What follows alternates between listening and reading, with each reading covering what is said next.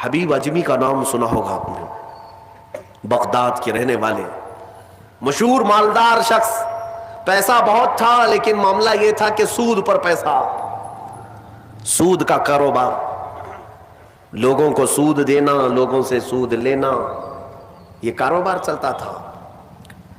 مسلمانوں اگر اپنے معاشرے میں سود کی بلا ہے تو فوراً توبہ کر لو۔ میرے آقا صلی اللہ علیہ وسلم کا فرمان عالی شان ہے، جس نے سود کا ایک لقمہ کھایا وہ گناہ اتنا بڑا ہے کہ جیسے کہ کعبے کے سامنے اس نے اپنی ماں سے زنا کیا۔ یہ بہت خطرناک چیز ہے، لوگ اس کو آج ہلکے میں لیتے ہیں۔ پیسہ ڈبل کرنے والا سسٹم مسلمانوں کو بہت جلدی پسند آتا ہے، کوئی بھی آ جائے کمپنی، چیٹ فنڈ کمپنیاں صرف مسلمانوں کے محلے میں ہی کامیاب ہوتی ہیں، باقی جگہ نہیں۔ لاکھ روپے دو اور تم گھر میں نواب صاحب بیٹھے رہو، ہر مہینہ 10-10 ہزار آتا رہے، یہ پتہ ہی نہیں کہ کس طرح سے آتا ہے۔ تمہارے گھر میں آنے والا ایک لقمہ بھی تمہاری تحقیق کے بغیر نہیں آنا چاہیے، تم مسلمان ہو۔ ایک سکہ بھی تمہارے گھر میں بغیر تحقیق کا نہیں آنا چاہیے۔ اگر مشکوک، یعنی جس میں شک ہے، حرام کی بات نہیں کر رہا ہوں، حرام تو بڑی بات ہے، جس مال میں شک ہے اس مشکوک مال کا بھی ایک لقمہ کھا لیا تو اولاد بگڑ جاتی ہے۔ بزرگوں نے فرمایا اولاد بدتمیز پیدا ہوگی، بد اخلاق ہو جائے گی، کردار سے عاری ہو جائے گی، اس کا خیال رکھو۔ تو میں عرض یہ کر رہا تھا کہ حبیب اعجمی سود کا کاروبار کرتے رہے۔ ایک دن ایسا ہوا کہ اپنی بیوی سے گوشت لا کر دیا اور کہا کہ پکاؤ۔ بیوی نے کہا لکڑیاں نہیں ہیں۔ کہا کہ میں فلاں کے اوپر میرا سود آتا ہے، سود میں وہ لکڑیاں لے آؤں گا، سود میں لکڑیاں بھی، گھر کا آٹا بھی سود میں لا کر کے دیے۔ بیوی نیک تھی، سمجھاتی رہی۔ اس دن دعا کرتی ہے مولا میرے شوہر، میرے سرتاج، میرے رفیق حیات کو ہدایت دے دے۔ جب چولہے پر یہ ہانڈی رکھی گئی، کھانا پک گیا، یعنی سالن پکا، تو اس نے اتارا، حبیب اجمی دسترخوان پر تھا، ہانڈی کھولی گئی تو اس میں پکتا ہوا خون تھا، خون کے علاوہ کچھ نہیں۔ حبیب اعجمی نے پوچھا یہ کیا ہے؟ بیوی نے کہا جب لوگوں کا مال سود میں لا کر کے دو گے تو اللہ تعالیٰ تمہیں دنیا میں ہی خون کھلا رہا ہے، آخرت میں کیا عذاب ہوگا۔ بات اثر کر گئی، بات اثر کر گئی دل پر، اور ڈر بھی گئے کہ اپنی آنکھوں سے دیکھا کہ پکتا ہوا گوشت خون بن چکا ہے۔ فوراً پورے جسم میں کپ کپی طاری ہو گئی، توبہ کیا، کھڑے ہو گئے، گھر سے باہر نکلے تو راستے سے جا رہے تھے، بچے جو کھیل رہے تھے، ایک بچے نے پکار کر کہا اے بچے ہٹو، یہ سود خور آ رہا ہے، اس کی چھاؤں کہیں ہم پر پڑ گئی تو ہم برے ہو جائیں گے۔ بچوں میں بھی یہ بات آ گئی تھی۔ حبیب اجمی کو آج دل پر بات لگی، میرا رب کسی کے لیے ہدایت دیتا ہے تو کچھ ذریعے بنا دیتا ہے۔ حبیب اجمی اب رونے لگ گئے کہ میں اس قدر خستہ ہوں، اس قدر بدنام ہوں کہ بچے میری چھاؤں سے بھاگ رہے ہیں۔ اب سوچا کہ اب میں سود نہیں لوں گا اور نہ ہی اس کاروبار میں، سب کو چھوڑ دیا۔ لیکن اب مسئلہ یہ تھا کہ بچپن شروع سے کوئی کام کرنے کی عادت نہیں تھی، پیسہ دینا ہے، مارکیٹ میں گھما کر کے بڑا کر کے لانا ہے، کام کرنے کی عادت نہیں تھی، فن نہیں تھا، ہنر معلوم نہیں تھا، اب کمائیں تو کیسے کمائیں۔ سوچا کہ اب اس چیز کو چھوڑ دیا ہوں، تو بیوی سے آ کر کے کہا میری رفیق حیات میں نے توبہ کر لیا ہے، میں نے توبہ کر لیا، آج کے بعد سے یہ سود کی طرف میں ہاتھ بھی نہیں بڑھاؤں گا۔ بیوی سجدہ شکر ادا کرتی اور کہتی ہے میرے رفیق، اے میرے زندگی کے ساتھی، اب فکر مت کرنا، میں تم سے کسی چیز کا مطالبہ نہیں کروں گی، آدھی روٹی بھی لاؤ میں صبر کروں گی، آدھی روٹی بھی آئی تو میں صبر کروں گی، اس لیے کہ آپ حلال رزق کی طرف جا رہے ہیں۔ کاش ہماری عورتیں ایسی ہوں جو اپنے شوہر کو سیدھے راستے پر لانے کا سبب بن سکے، ورنہ بہت ساری عورتوں کے مطالبات کی وجہ سے مرد حرام کاریوں میں پڑ گئے۔ تنخواہ تھوڑی سی ہے، عورت کے مطالبے زیادہ ہیں، اس کے مطالبے پورے کر نہیں پا رہا ہے تو حرام کاریوں میں مصروف۔ بہت سارے مردوں کے بگڑنے کی وجہ ان کی عورتیں بنی ہیں، اور جب پورا نہیں کر پاتے اور پیسہ بھی نہیں مل پاتا تو پھر نشے کی عادت لگ جاتی ہے، ٹینشن سے مکتی چاہیے، جو روز عورت مجھے گھر پہ جاتی پریشان کرتی ہے۔ میرے عزیزوں، وہ حبیب اجمی کی خاتون نے ان کو دلاسا دیا کہ جاؤ آپ نوکری کرو، نوکری کہاں کرتے, اب تک کرنے کی عادت نہیں تھی, عمر ہو گئی تھی. سیدھے گئے ایک دیہات, چھوٹا گاؤں تھا, اس گاؤں کی ایک مسجد تھی, مسجد کے اندر جا کر بیٹھ گئے. دن بھر بیٹھے رہے, نمازیں پوری پڑھ لی, عشاء کا وقت ہو گیا, نماز پڑھ کر کے اللہ کی بارگاہ میں رونے لگے, مولا کام کا آدمی نہیں ہو, اب تک کیا نہیں, اب میں اپنے گھر کیسے چلاؤں, تو میرے لیے کوئی انتظام فرما. رات کے وقت آئے, بیوی نے پوچھا کوئی نوکری ملی؟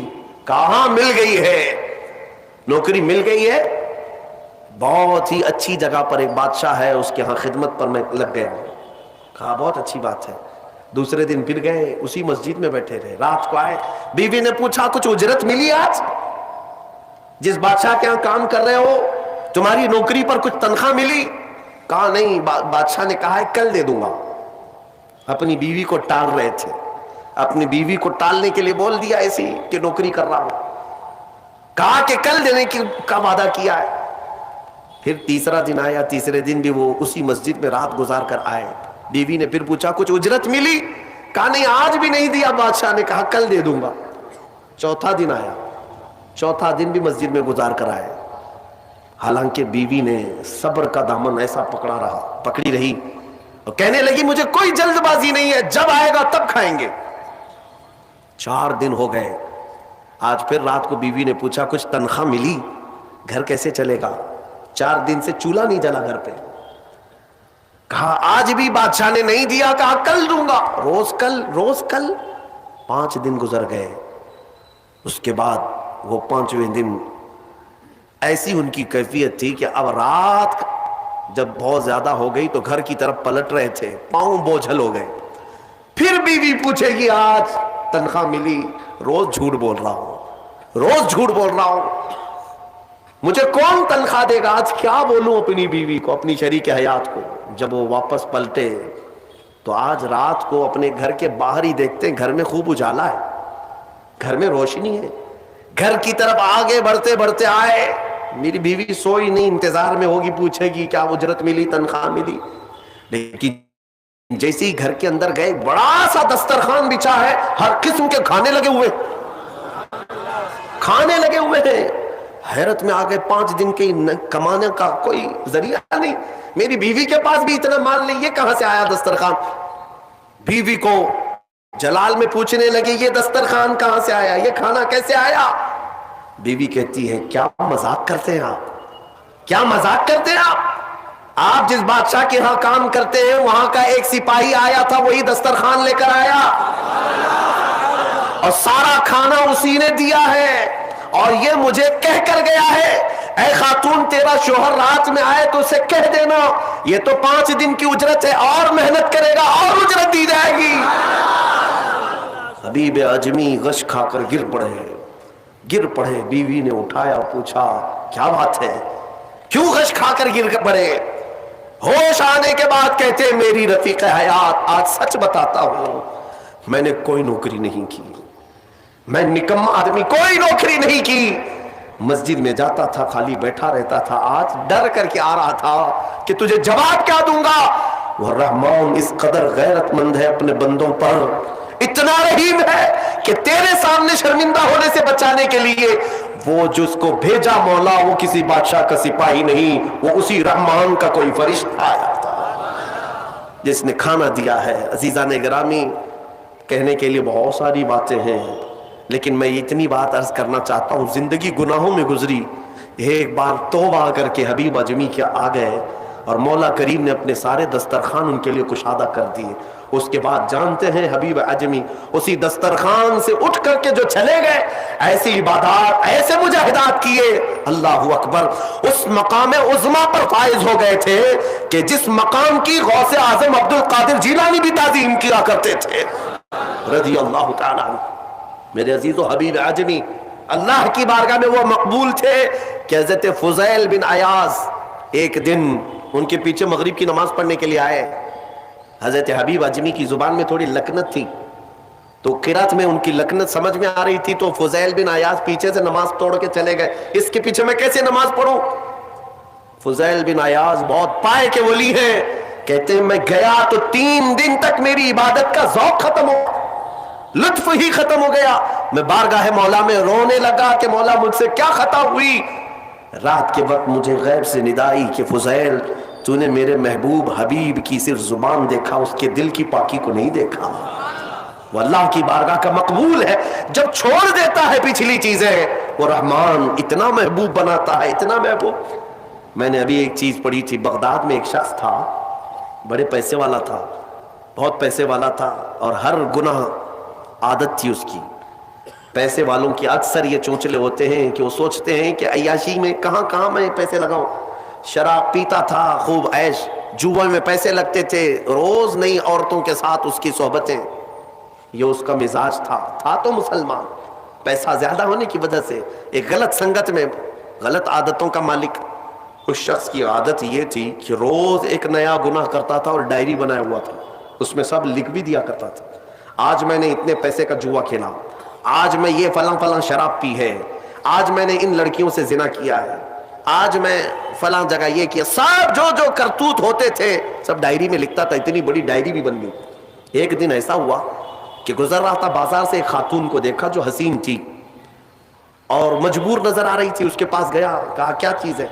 उसने कहा मुझे माल की जरूरत है। उसने कहा चल मेरे घर, मेरी ख्वाहिश पूरी कर, मैं तुझे जितना चाहिए वो दे देता हूँ। वो औरत चली आई साथ में, वो औरत आ गई। जब ये नौजवान जो बगदाद का बड़ा पैसे वाला मालदार रात के वक्त अपने बिस्तर पर आया और उस खातून को कहा कि आजा हम दोनों तन्हा हैं, वो औरत रात के वक्त सो तो गई लेकिन उसका पूरा जिस्म पीला पड़ गया, उसका चेहरा पीला और हाथ पैर कांपने लग गए। ये नौजवान उठकर खड़ा हुआ, कहा कि डर रही है तू किसी बात से? तेरे जिस्म की ये जर्दी किस बात की? वो खातून कहती है नहीं नहीं नहीं कोई बात नहीं। फिर उसने कहा डर मत, इस महल में कोई नहीं आएगा मेरी इजाजत के बगैर, ये सब पूरी मेरी प्रॉपर्टी है, ये मेरी शहंशाहियत है यहाँ पर। उस खातून ने कहा हाँ ये तो मैं देख रही हूँ, लेकिन मुझे डर इस बात का है कि वो रहमान मुझे देख रहा है, उसके सामने मैं कैसे नंगी हो जाऊं? मैंने आज तक ये गुनाह नहीं किए, मैं पेशावर औरत नहीं हूं। वो कहती है मैं एक बेवा औरत हूं, मेरे 3 बच्चे हैं, 4 दिन से भूखे हैं, मैं रोज उन्हें तसल्ली देती हूं कि मुझे बाजार में कुछ काम मिल गया तो मैं उजरत ला करके तुम्हें खिला दूंगी, मुझे कोई नौकरी नहीं देता, और आज मैं मजबूरन बाजार में खड़ी थी, तू मुझे मिल गया। मैं अपने छोटे बच्चों के, यतीम बच्चों की भूख को खत्म करने के लिए तेरे घर आ गई, लेकिन जब बिस्तर पर सोई तो मुझे खौफ होने लगा कि मेरा रब देख रहा है। मैंने आज तक जिस्म को नंगा नहीं किया। वो डरी हुई औरत थी, पाकीज़ा औरत थी। जब उसकी जुबान से ये जुमले निकले तो ये जो नौजवान था, जो गुनहगार था, वो खड़ा हो गया, कहा ए खातून उठ जा, बिस्तर से उठ जा।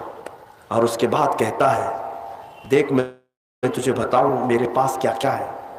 उस जमाने की जो सवारियां थी, गाड़ियां थी, सब मेरे पास, बड़ा बंगला, बड़ी जायदादें, हर तरह के खाने, सोने चांदी जेवरात सब मेरे पास।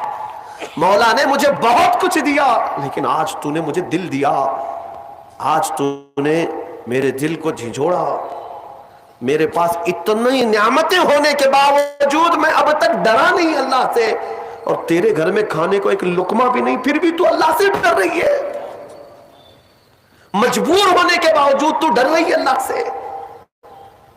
उस खातून ने कहा कि ए नौजवान, मजबूर हो, अमीर हो या गरीब हो, सबका बादशाह वही है, हिसाब सबसे बराबर लेगा।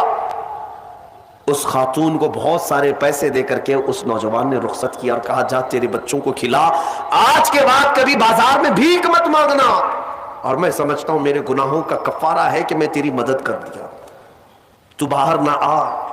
और उस खातून को भेज दिया। आज उसको एहसास हुआ अब तक कैसी जिंदगी गुजारता रहा, उस औरत ने मुझे झिंझोड़ दिया है, झिंझोड़ दिया है।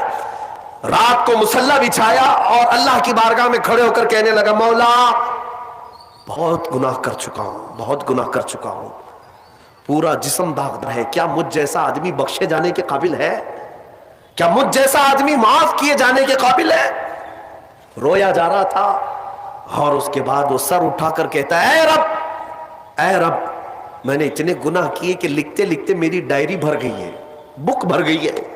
फिर तेरे पास जो फरिश्ते हैं नामा अमाल लिखने वाले, उन्होंने कितना اور اس کے بعد ہاتھ جوڑ کر کہتا ہے رحمان اپنے دربار میں میں اتنی بات عرض کرتا ہوں، اگر میں بخشے جانے کے قابل ہوں تو مجھے معاف کر، یا تو پھر آسمان سے آگ بھیج کر کے مجھے ہلاک کر دے، مجھے ختم کر دے مولا، میں بہت داغدار ہوں، بہت داغ دھبے لگا دیے۔